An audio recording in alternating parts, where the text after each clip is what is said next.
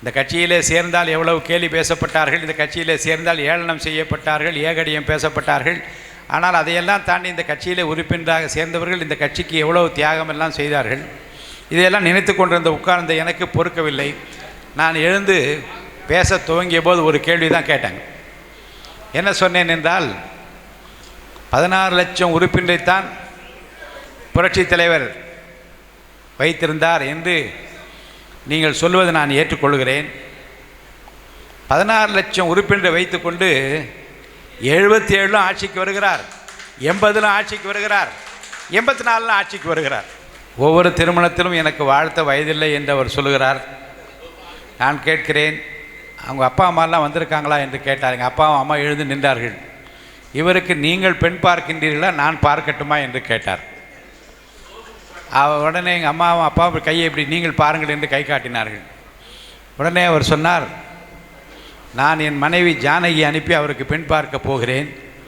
எனக்கு ஒரு பெண் இருந்திருந்தால் நான் பிரபாகருக்குத்தான் கொடுத்திருப்பேன் என்று சொன்னார்.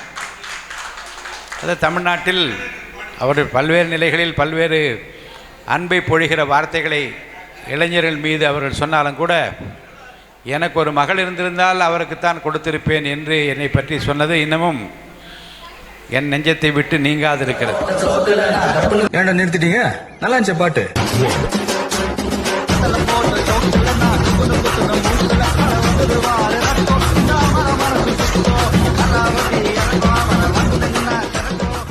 சென்னை தமிழ் ட்ரெண்டிங் திரு ராஜ் அவர்கள் சால்வை அணிவித்து மரியாதை செய்கிறார்.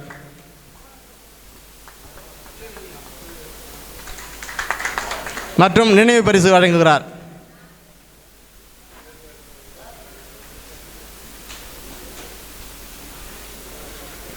புரட்சி தலைவர் அவர்கள் எனக்கு ஒரு பொண்ணு இருந்தால் இவருக்குத்தான் கொடுத்திருப்பேன் என்று சொன்ன மாபெரும் மனிதர் தான் ஐயா ஜேசிடி பிரபாகரன் அவர்கள்.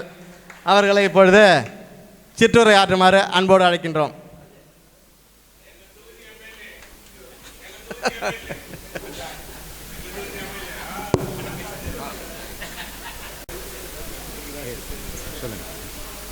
பேரன்பிற்கும் மிகுந்த மரியாதைக்குரிய சென்னை தமிழ் ட்ரேடிங் நிறுவனர் அன்புக்குரிய ராஜி அவர்களே, புரட்சித் தலைவர் எம்ஜிஆர் பெயரால் விருது வழங்குகிற இந்த நிகழ்ச்சியில் கலந்து கொண்டிருக்கிற அன்புக்குரிய அருமை பெரியவர்கள், இந்த நிகழ்ச்சியில் கலந்து கொண்டிருக்கின்ற அருமை சகோதரர்கள் ஜீவா ரவி அவர்களே, மிகுந்த மரியாதைக்குரிய அண்ணன் வயல்வார் ரங்கநாதன் அவர்களே, பழனியப்பன் அவர்களே, திவாகர் அவர்களே,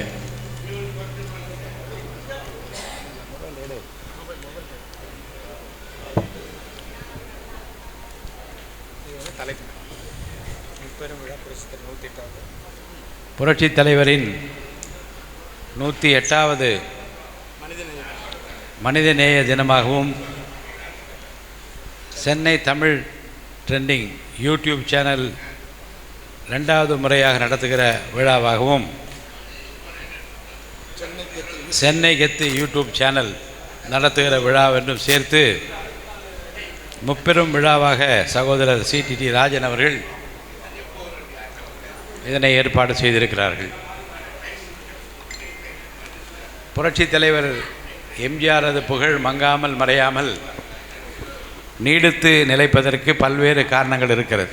அதை நம்முடைய சகோதரர் பயில்வான் ரங்கநாதன் போன்றவர்கள் அந்த காலத்தில் இருந்து அவருடைய திரைப்பட வரலாற்றையும் அவருடைய அரசியல் வரலாற்றையும் நன்கு உணர்ந்த பெரியவர்களெல்லாம் இன்றைக்கும் அதை பற்றி சிலாகித்து விவரித்து நெஞ்சை தொட்ட பல்வேறு நிகழ்வுகளை எல்லாம் மக்களிடம் எடுத்து சொல்லி வருகின்றார்கள். நம்முடைய மனிதநேயர் அண்ணன் சைதை துரைசாமி அவர்கள் அவரிடம் பேசி இப்போது விடை பெற்று சென்றிருக்கிறார்கள். நான் வருகை தந்தபோது என்னை நம்முடைய சகோதரர் அறிமுகப்படுத்துகிற போது புரட்சித் தலைவர் அவர்கள் எனக்கு ஒரு பெண் இருந்திருந்தால் நான் பிரபாகருக்குத்தான் கொடுத்திருப்பேன் என்று சொன்னதை நினைவு கூர்ந்தார்கள். வெள்ளிவாக்கம் தொகுதி நண்பர்கள் எங்கள் தொகுதி முன்னாள் எம்எல்ஏ என்று அழைத்தார்கள். அதே வில்லிவாக்கம் தொகுதி ராயல் தியேட்டரில் தான் 84ஆம் ஆண்டு பிப்ரவரி திங்கள் 12ஆம் நாள் என்னுடைய உதவியாளர் திருமணத்துக்கு புரட்சித் தலைவர் வந்து வருகை தந்தபோது எனக்கு வாழ்த்த வயதில்லை, நான் உங்களை வணங்குகின்றேன், அவர்களுக்கு என்னுடைய வாழ்த்தை நான் தெரிவித்துக் கொள்கிறேன் என்று நான் சொன்னேன். அப்போது புரட்சித் தலைவர் எழுந்தார். எழுந்து ஒவ்வொரு திருமணத்திலும் எனக்கு வாழ்த்த வயதில்லை என்று அவர் சொல்லுகிறார். நான் கேட்கிறேன், அவங்க அப்பா அம்மாலாம் வந்திருக்காங்களா என்று கேட்டார். எங்கள் அப்பா அம்மா எழுந்து நின்றார்கள். இவருக்கு நீங்கள் பெண் பார்க்கின்றீர்களா, நான் பார்க்கட்டுமா என்று கேட்டார். உடனே எங்கள் அம்மாவும் அப்பாவும் கையை இப்படி நீங்கள் பாருங்கள் என்று கை காட்டினார்கள். உடனே அவர் சொன்னார், நான் என் மனைவி ஜானகி அனுப்பி அவருக்கு பெண் பார்க்க போகிறேன், எனக்கு ஒரு பெண் இருந்திருந்தால் நான் பிரபாகருக்குத்தான் கொடுத்திருப்பேன் என்று சொன்னார். அது தமிழ்நாட்டில் அவர் பல்வேறு நிலைகளில் பல்வேறு அன்பை பொழிகிற வார்த்தைகளை இளைஞர்கள் மீது அவர்கள் சொன்னாலும் கூட எனக்கு ஒரு மகள் இருந்திருந்தால் அவருக்குத்தான் கொடுத்திருப்பேன் என்று என்னை பற்றி சொன்னது இன்னமும் என் நெஞ்சத்தை விட்டு நீங்காதிருக்கிறது. எவ்வளவோ செய்திகளை இப்போது அவரை பற்றி என் நண்பர்கள் சொன்னார்கள். இன்னும் உலகுக்கு தெரியாத பல்வேறு விஷயங்கள் எல்லாம் உங்களுக்கும் அவருக்கும் இருந்த அந்த அன்பு உணர்வை, பாச உணர்வை, அரசியல் ரீதியாக அவரோடு நீங்கள் இருந்ததையெல்லாம் வெளிக்கொணர வேண்டும் என்று ஒவ்வொரு எபிசோடும் ஒரு 20 நிமிடம் பார்க்கக்கூடிய அளவில் 25 எபிசோட் தயார் செய்து வைத்திருக்கிறேன். விரைவில் அது வெளியிடப்படும் என்பதை நான் தெரிவித்துக் கொள்கிறேன். அடுத்து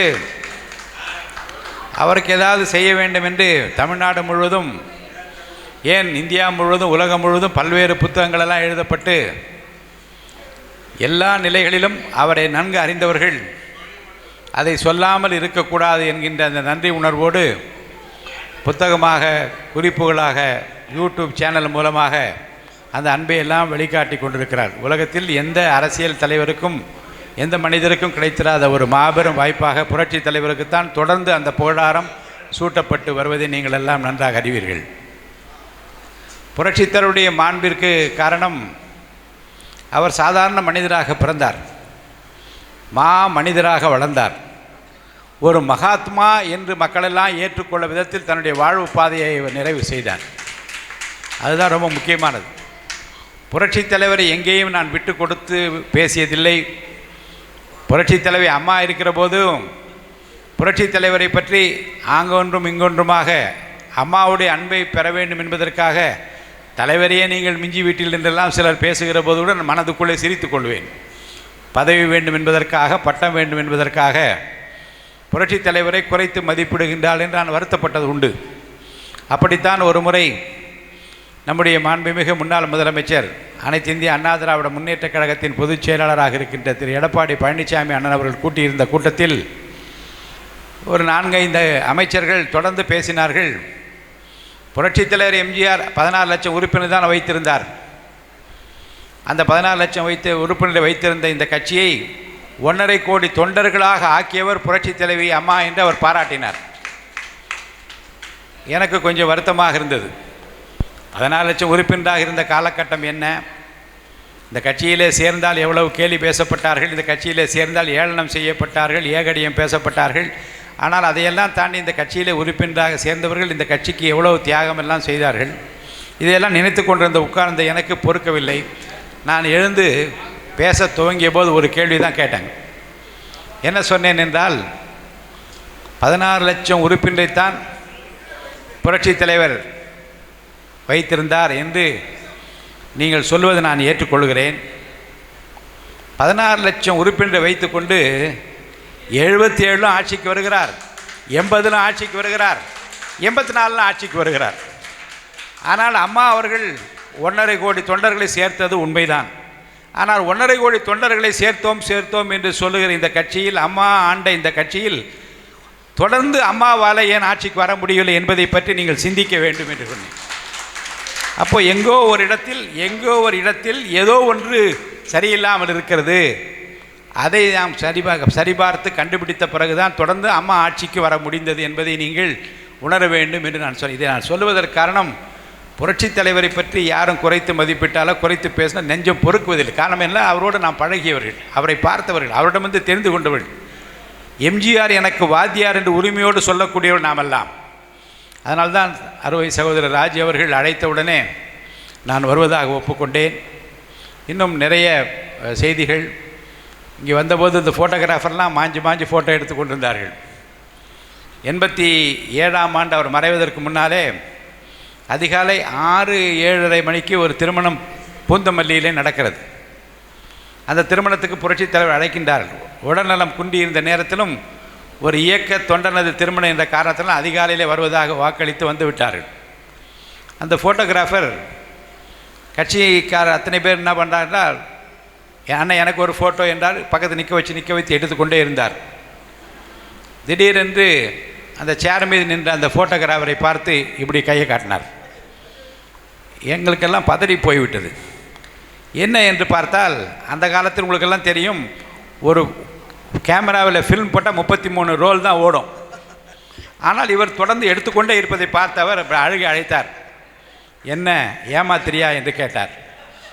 உடனே அவர் வந்து அண்ணன் ஃபில்மு தீர்ந்து போச்சுண்ணே. அப்போ சொன்னார், ஃபில்ம் தீர்ந்து விட்டது என்றால் ஃபில்ம் இல்லை என்று நீ சொல்லிவிடு. என்னை நம்பி என்னோடு புகைப்படம் எடுத்துக்கொள்ள வேண்டும் என்று விரும்புகிற எவ்வளவு ஆர்வமாக இருப்பார்கள், நீ அப்படி செய்யக்கூடாது என்று சொன்னால் இது ஒரு நிகழ்வு.